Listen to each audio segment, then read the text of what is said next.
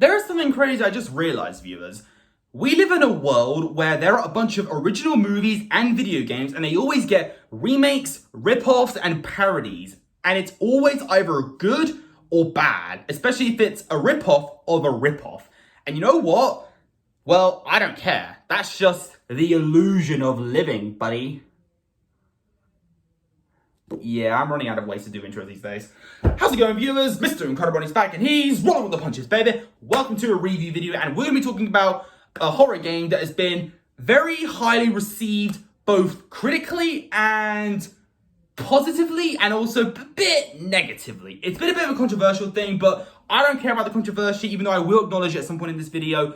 But overall, I want to talk about this because I actually really like this game. So as you all know, Bendy and the Machine is one of my favorite games of all time. I love the horror aspect, the animation aspect, the characters, the game overall has such a supernatural kind of like plot that just unfolds as it keeps going throughout the chapters. It's a really fun experience. I did do a gaming playthrough on my channel, and it was a lot of fun. And yeah, he's just a character that you just can't get over, really. He's just so lovable. It's a popular character that just never goes wrong. He's incredible. So of course, that was of course the mascot horror in the indie horror genre. I'm a huge fan of indie games. As you know, Inside is my all-time favorite game, and it is an indie game. And Bendy and the Machine is also really good.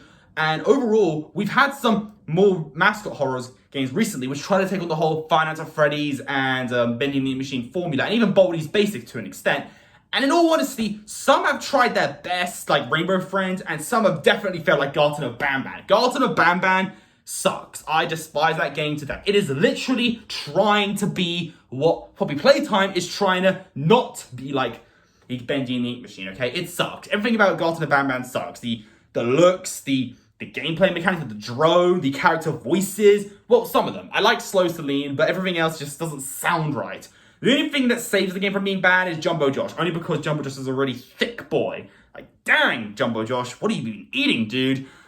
My point is, Garten of Banban 1 was just a failure. It had its ups and downs, but Garten of Banban 2 was a total disaster. And number 3 tried to do better, but I think the Euphoric Brothers know that their games are just a disgrace. They are a memes, and they're making it memes by having that whole Stinger Flynn mobile thing. It was bizarre.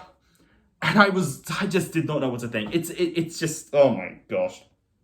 Yeah, Garten of Banban Chapter 4 is going to come out at some point, and I know it's going to suck. Even though it will have Share Toaster, which I am kind of excited for. But I don't care. Garten of Banban is just boring, and the Euphoric Brothers are just very terrible people. And it's embarrassing how a guy made Reincarnated in 1 week, and it's like 50,000 times better than the original Garten of Banban. But we're not talking about Garten of Banban. We're talking about Poppy Playtime. Yep. Specifically, the game where we're introduced to the legendary Huggy Wuggy. You know, the character that goes, does somebody need a hug? Give me a squeeze. I promise I won't bite. I'll squeeze you until you pop. Yeah, I love me some Huggy Wuggy, honestly. He's just so cool. Creepy, but just cool. Like, dang, those teeth. You don't know what those could do to you, buddy. But my point is, I love Poppy Playtime, and I'm going to explain in this video why it works as a mascot horror game, and it shouldn't be taken and shouldn't get very bad reviews. So first of all, and if you look closer, you can see Kissy Missy here just hanging by my door handle. So let me explain. So Poppy Playtime Chapter 1 was released back on October of 2021, and a lot of gamers had a lot of fun playing it. Some even claiming it's the scariest game in years. And you know what? The game overall has an amazing atmosphere to it. And here's why this is where I understand why people think it's similar to Bendy and the Ink Machine, but I don't think it's exactly similar, because here's why. Bendy and the Ink Machine takes place in like the 30s to 1950s, because it feels like it takes place in the Walt Disney era with the whole Mickey Mouse genre thing, and that's what Bendy's kind of designed on. And even the animation design is very like old school cartoon, really, which is really cute. And even the music sounds like, you know, songs like Pop Goes the Weasel, you know, that's how old it feels, you know. And you also have to find audio tapes and listen to people talk. And even they sound like they're from the old school era. And all the characters, of course, become these ink creatures because of the founder of the studios, Joey Drew. It's a really fun experience. And you play as an ex-employee of Harry Henry Stein, and of course you do talk many times in the game, and there are 5 chapters overall, and the experience is really great, and the jump scares is done so well, and the colors just really pop off really. Poppy Playtime takes place in a toy factory, and it also takes place in a more recent time. I think it takes place in the 90s apparently, because there is a VHS tape where you find that has like the word 1991, I believe, and the founder, Elliot Ludwig, is not a terrible person. He was just he did this to remember his daughter, of course, because of course he lost his daughter, and he designed Poppy, the best-selling toy, and according to the commercial that you see in the first chapter, the most incredible doll ever invented. Her name is Poppy, and she is the first truly intelligent doll in the world. A little girl can talk to her. Poppy gives her answers. She is the first doll actually able to have a conversation with a child. Hard to believe? Just watch. Yeah, I know this is basically Chucky all over again with the whole good guys thing. We all love Child's Play, but this is different than that. And most recently, we've had the movie Megan. Yeah.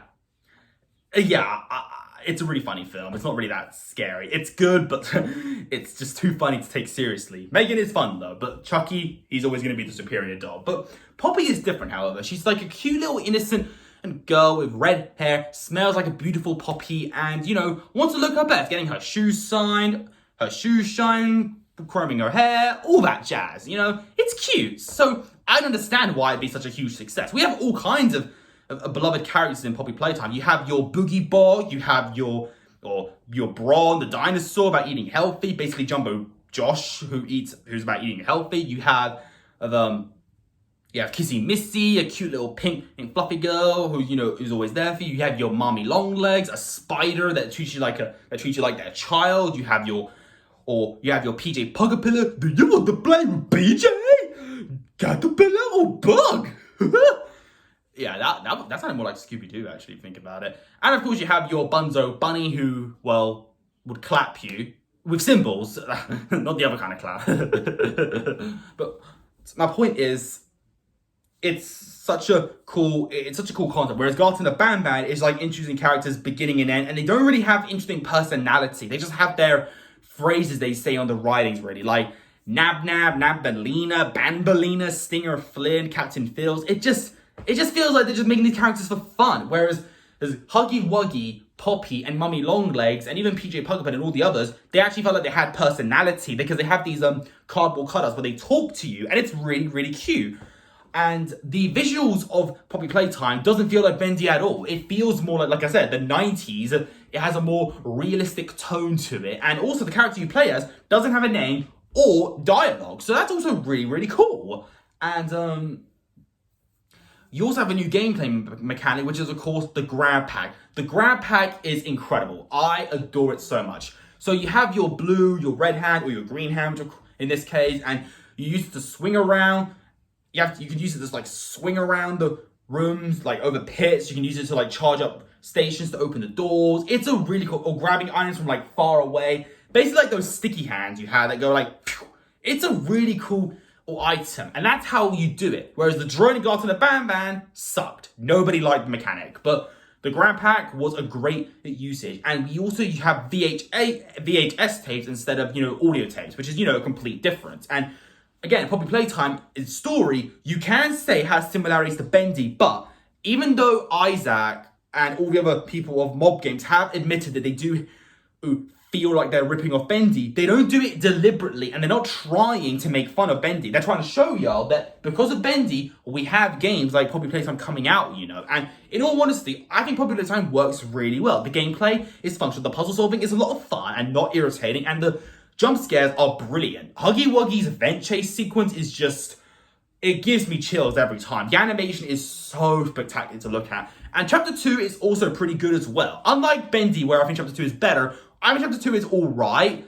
I think overall it's a lot of fun. Mummy Longlegs is amazing as a threat, and I like the puzzle solving as well, including all the games. But I do feel like the game kind of almost...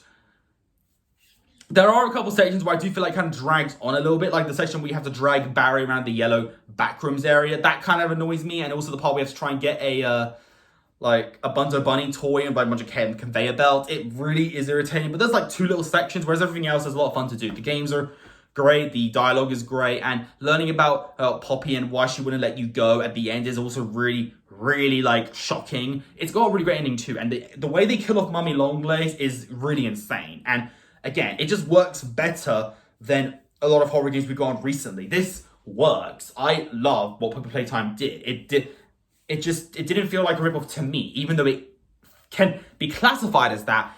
It doesn't feel like it's trying to. And yes, I'll admit, NFTs are a dumb thing to do, but the whole merchandise thing, that's kind of the point, really. You want to make money. And in all honesty, it's worth the price in the end. It's honestly a great time. And you also get Jacksepticeye in Poppy Playtime Chapter 2. He's also in Bendy Machine Chapter 3, which is also really kind of cool. Coincidence? I think not.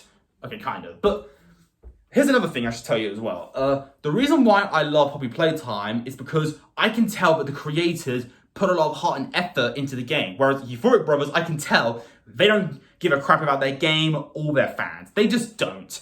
Whereas Enchanted Mob, or Mob Games I should say, actually care about the fans and know what they're trying to do. And of course we have Project Playtime, which has been very well beloved by the online community. It's actually really a lot of fun. The Boxy Boo is an intimidating character, and I'm looking forward to Chapter 3. I know it's going to be great. I don't know if it's going to be better than Chapter 1, because Chapter 1 is still my favorite chapter, because again, I just love Huggy Wuggy so much. And I don't know what to expect. But overall, Poppy Playtime works as a game for me personally. I think it's great. So what do you think of Poppy Playtime? Do you think it works as a horror game, or the mascot horror thing? And do you think it is a Bendy ripoff? And overall, what is your favorite horror game overall? I would like to hear your opinions. But either way, I will see you all in the next video. If you know this particular one, leave a like on it. Don't forget to subscribe. If you're interested, follow me on Instagram, link down below. And until then, stay positive, keep calm, stay safe, be incredible. And as always, Brony on. Peace.